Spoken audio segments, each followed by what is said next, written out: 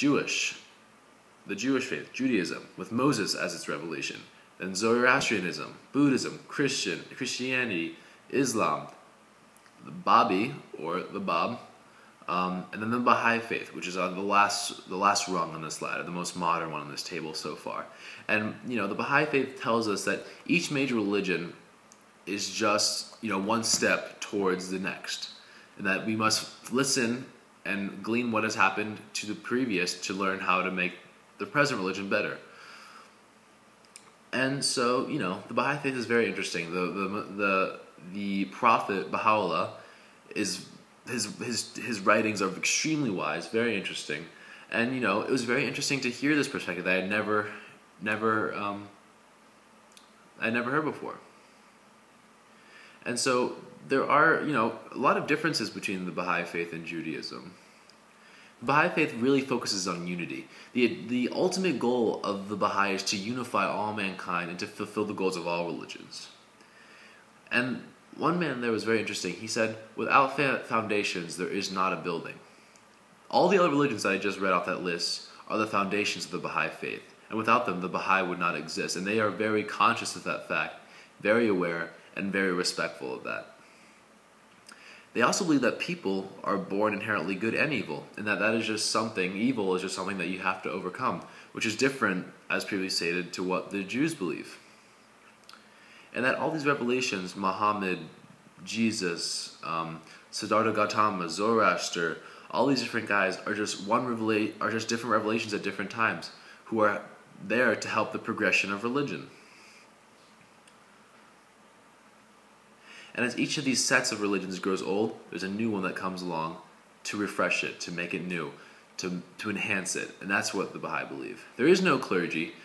There are main bodies. There's an international body that's elected, a domestic and a local body, and all these spiritual bodies are all elected, so there's no real divine right. And it's very fascinating. And so, after kind of that background that I got from this fireside, we kind of got into the meat of it. They were nice enough to ask Molly and I why we were there, and we answered that we were very interested in the role of nature, fire, and light. And funny enough, the symbol of the Baha'i faith, the main symbol of the Baha'i faith, is a 9-point star. And stars give off light. So I was like, oh, great, this is going to be good. So it was very interesting to see what the interpretations of light were in the Baha'i faith. And that was fundamentally tied with the ideas of good and evil. And to the Baha'i, there's no such thing as evil. Evil is the absence of the good. And additionally, there's no such thing as darkness. Darkness is only the absence of light. So this is an extremely fascinating way of looking at things. I never thought of anything like that before. So I was immediately drawn to that idea, and it was extremely fascinating. And in terms of the afterlife, the Appa kingdom is the heavenly idea. That's the idea of heaven, that you do get there eventually. But there's not an overtly idealistic view of hell. Hell is not an emphasized topic in the Baha'i faith. The life that you have now is used to prepare you for the next life. How you live now will dictate how close you are to God in the afterlife, to get to that ultimate, that very bright light that is God. Hell just means that you're farther away from heaven, and that you must work more to get to God. One is always trying to progress towards Him, to kind of gain one's inner light. And with that, there's an emphasis on giving back and service. A metaphor that I find extremely fascinating that's used in the Baha'i faith is the idea of a cloud or a mirror. That's very interesting to me. Clouds, block sunlight. But if the sun is powerful enough, then they will dissolve the cloud and the light will shine through. This is the idea, I think, behind the Baha'i faith. In fact, this is what they said to me at the fireside. They said that the more you learn, the more you read, the more well-versed you become in faith and self-meditation and preservation, the more clouds you can disperse, the more ignorance that you can dispel. the more wise one will get, the more wisdom one will gain. That's the idea of the faith, to make oneself better. And I think that's a very interesting, refreshing, and new way of looking at things I had not been, exposed to. Glory, light, and the universe. All these terms we've often read in religious scripts, but these are all synonyms for the Baha'i dogma and the Baha'i faith. They are infinite and beyond what our minds can comprehend. But it's the journey, it's the desire, it's the process of trying to understand these things that's really the important thing. Because this is what unearths, this is what takes the dust off of us. This is what cleans us. This is what enlightens us. This is what the journey is about for the Baha'i.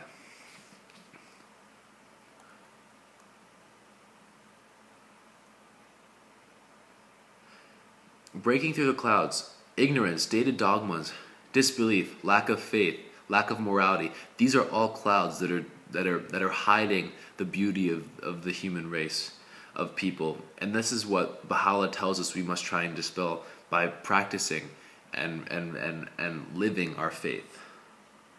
And unlearning is a huge part of that. The idea of unlearning is something I've never really come across except for during this fireside. There's all these assumptions, all these stereotypes, all these ideas that we cling on to on a daily basis. But in order to become enlightened, according to Baha'u'llah, we must unlearn these things to really let our light glow. Otherwise, we're just constricting our light and not letting it shine completely.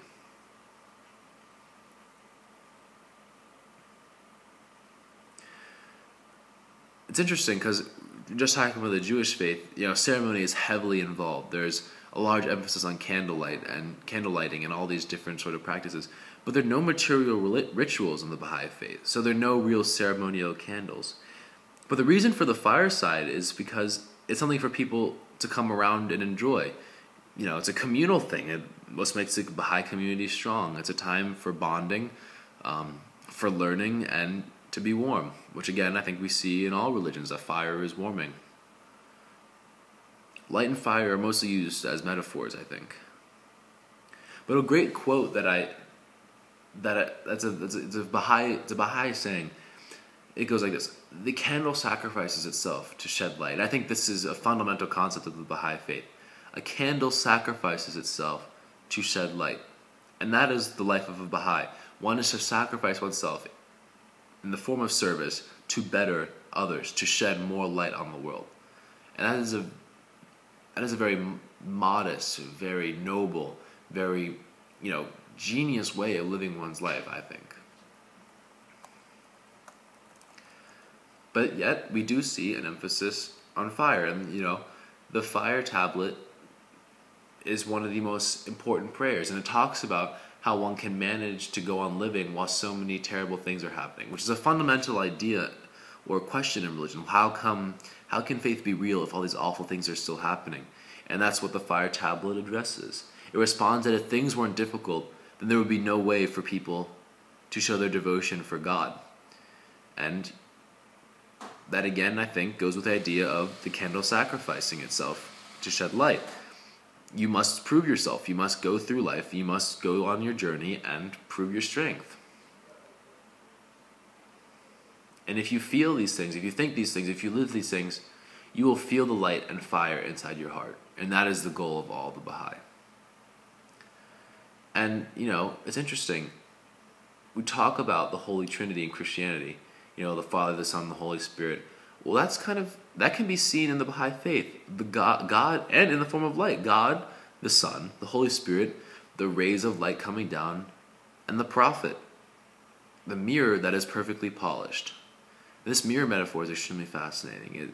It's saying that, we are the direct reflection of the prophet, but there are things clouding this mirror. There's dust, there's dirt, there's sand, there's scratches.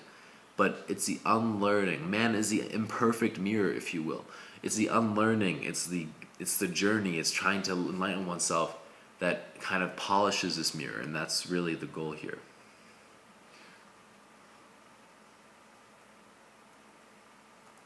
But one part of this fieldwork part I didn't really enjoy about this fireside. I thought it was an extremely rewarding, extremely fascinating experience, but there was this guy there who kept on talking about fire and science, and he was very fascinating, very wise about some things, but he kept on talking.